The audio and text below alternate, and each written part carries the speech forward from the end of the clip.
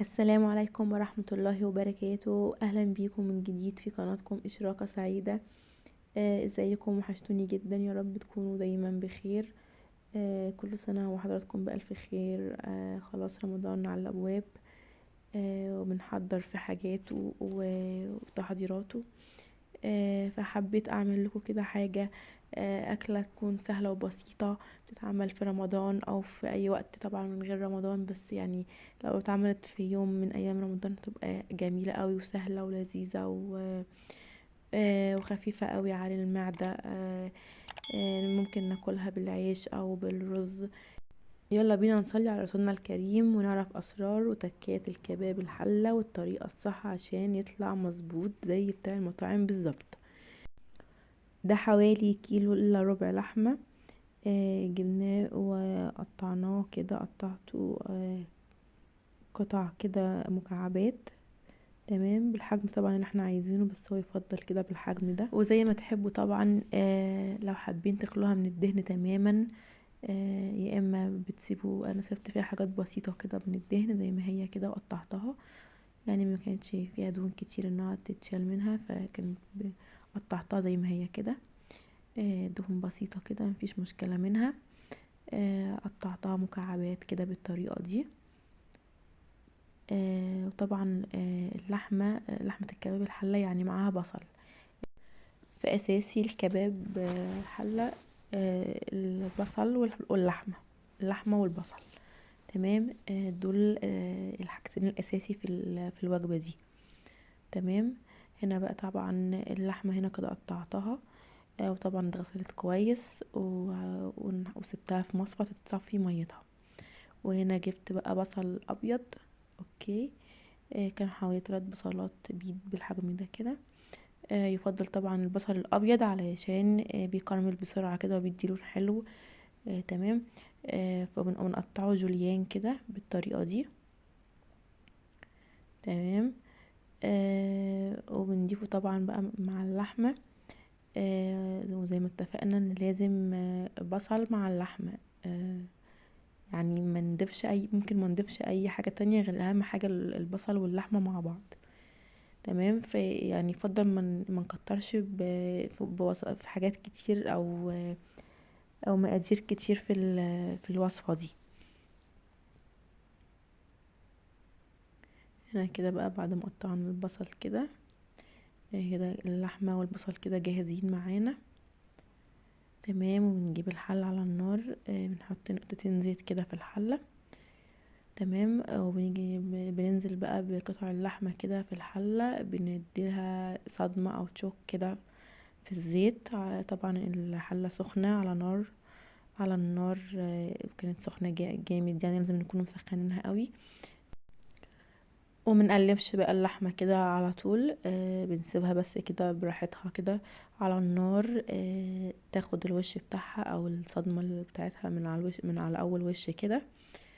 وبعدين كده يعني نستنى دقيقة كده، وبعدين نبدأ ان احنا نقلبها في الحلة عشان تتقلب على بقية الوشوش بتاعتها او الاوجه بتاعت المكعبات اللحمة.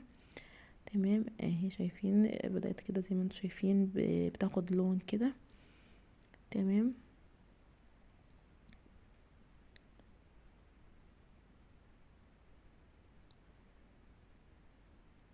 اهو شايفين اللون اللحمة كده بعد ما خدت الصدمة.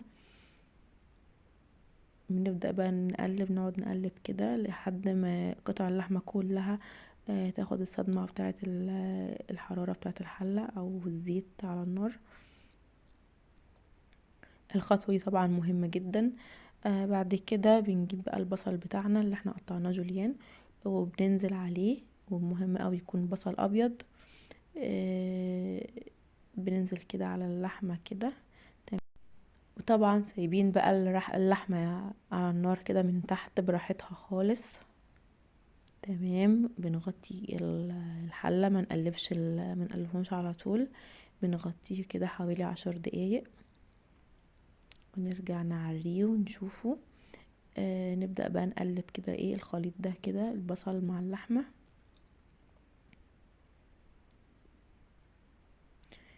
شايفين البخار بقى كده طالع منها.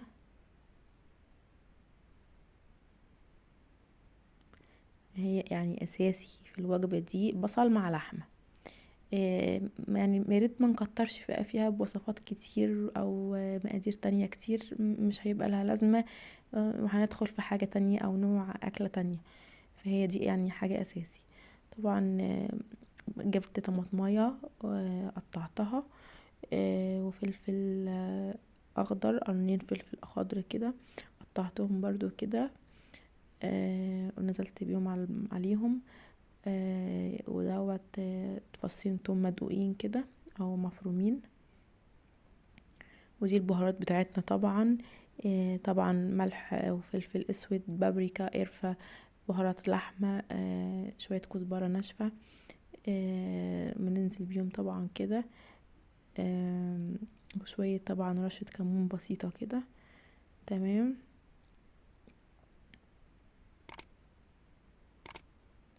ونزلنا كده بالبهارات بتاعتنا.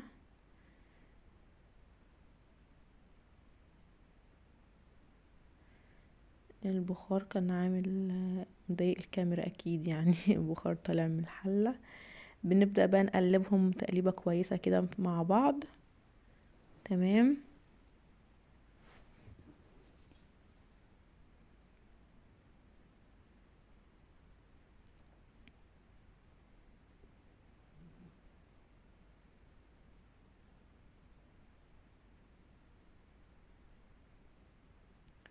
وغطيناها كده برضو. بعد ربع ساعة كده رجعنا لها تاني، حطيت لها هنا حوالي معلقة هريسة او نص معلقة هريسة، يعني على حسب هي هريسة حارة، على حسب يعني ما احنا عايزين نحطها قد ايه. ومعلقة صلصة بسيطة كده، اللي هي من الصلصة الجاهزة. آه وبرضو بنقلبهم كويس كده مع قلية اللحمة. طبعا احنا كده بقينا سايبينها على نار هادية. وحطينا طبعا ورق اللورة. طبعا دي احنا كده محطينالهاش مية خالص، هي بتنزل ميتها وعلى نار هادية، فبتستوي كده براحتها. اوكي، لحد كده تمام.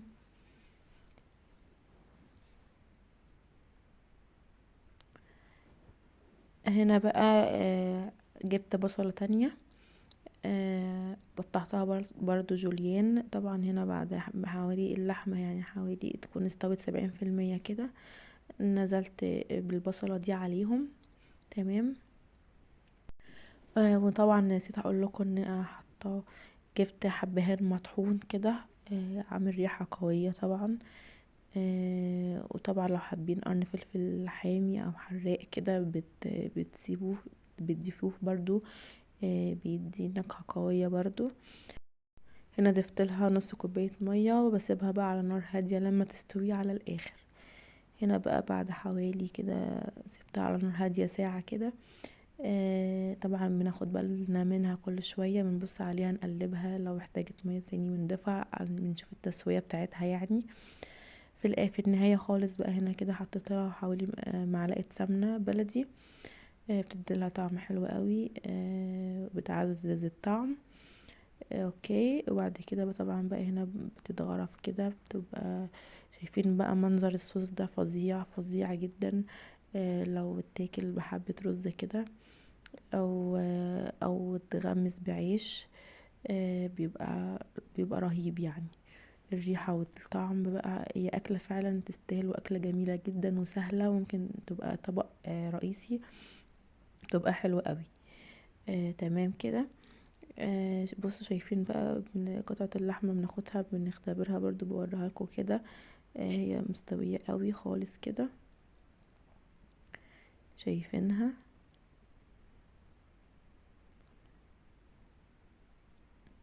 انا بجربها كده، بشوف بوريكم قد ايه هي مستوية قوي. طبعا لان هي ما بتتساب على نار هادية كده، بتاخد وتدي مع بعضها كده لحد ما تتظبط نفسها كده. تمام. منظر الطبق حلو قوي، لو في رمضان بقى اكله من دي كده بتبقى رهيبه. حبيت بقى اعمل جنبه طبق بابا غنوج كده، فجبت 3 بتنجانات كده، حطيتهم في الفرن، وبعد كده طلعتهم قشرتهم. تمام. طبق البتنجان ده طبعا اكلة صحية جدا. اللي ما بيحبش ياكل بتنجان مقلي او اي حاجة تانية غير فالمشوي طبعا ده افضل حاجة. تمام. طبعا بقشره كده، بفضل ببقى ماسكاه من الراس كده من فوق، وبقشر القشر بتاعه. بعد كده بنقله بقى في طبق تاني كده او في بولة تانية، وبيجي قطع الراس بتاعته بالسكينة.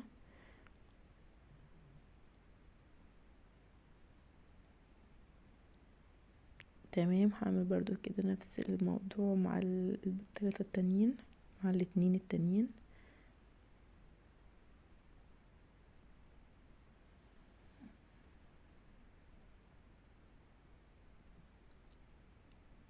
هو كان سخن طلع من الفرن. فبنمسكه بقى من ايه، من الراس بتاعته من فوق كده، عشان نقدر ان احنا نقشره. طبعا يفضل ان هو يتعمل وهو سخن كده بسرعة عشان ما يسودش مننا.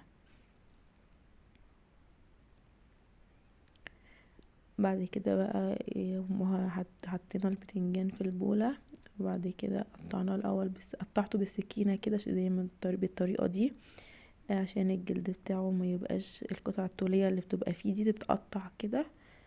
تمام.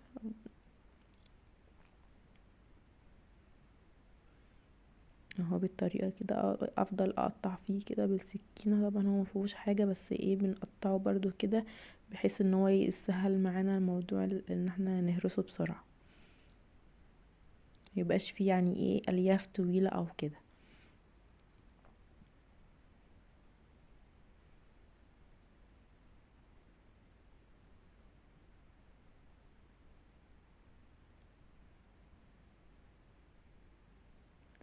تمام كده خلاص. هو شايفينه اتهرى كده بالسكينة خلاص. جبنا بقى معلقة طحينة كده بنحطها عليها، او معلقتين على حسب ما احنا بنحب طبعا. بنظبط يعني على حسب كمية الطحينة اللي احنا عاوزينها. انا حطيت هنا كده حوالي معلقتين طحينة.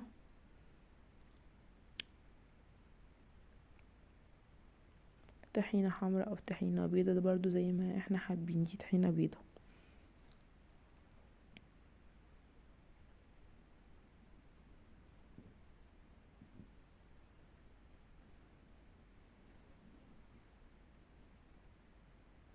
بعد كده جبنا توم، معلقة توم مفروم. تمام.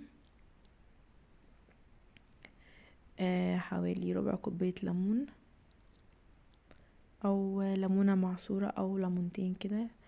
تمام. او هي الليمونة لو فيها مية كتير كده تمام كده تبقى تمام. شوية كمون.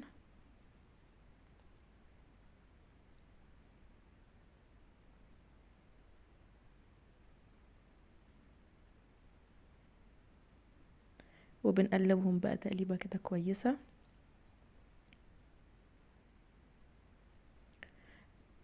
آه طبعا هنا ما بفضلش احط خل. تمام. لان هو بيسرد مية كده لو اتحط في التلاجة بعد كده.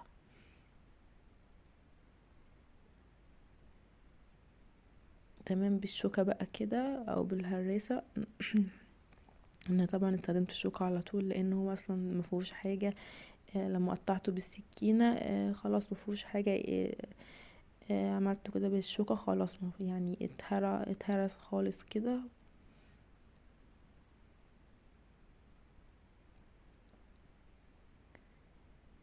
هو يعني حاجة سهلة، طبق سهل جدا. جبت برضو الهراسة اهو، وعملته بيها عشان اتأكد ان مفيهوش كده اي تكتلات اهو.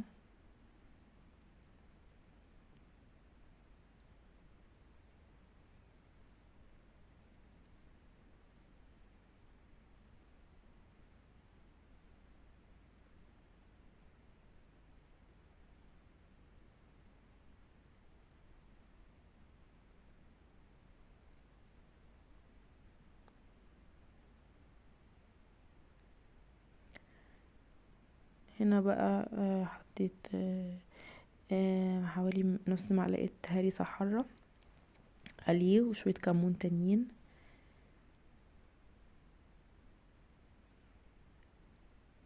وطبعا كنت حاطة ملح مع الثوم المفروم، يعني هو اساسي بهاراته اساسي كمون وملح.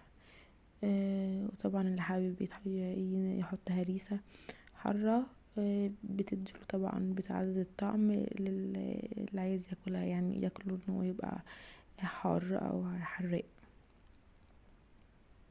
وكده بقى بعد ما خلصنا الطبق كده حطيته في العلبة دي كده، هتتغطى في التلاجة، هقدر ان اطلع منه في طبق زي ما انا حابة. وممكن نخرط عليه كزبرة او شبت لو عندنا، طبعا بيبقى حلو برضو. طبعا كده طبق سلطة البابا غنوج بقت جاهزة كده، تتقدم مع طبق الكباب حلة، ومعاهم طبعا رغيف عيش. بتبقى يعني وجبة حلوة قوي، وزي ما انتم شايفين كده المنظرها اصلا رهيب. وفي نهاية الفيديو لو عجبكم الفيديو ما تنسوش تعملوا لايك عشان تدعموا الفيديو انه يوصل لاكبر عدد، وياريت ندوس زر الاشتراك لأول مرة يشوفني. ومع ألف سلامة.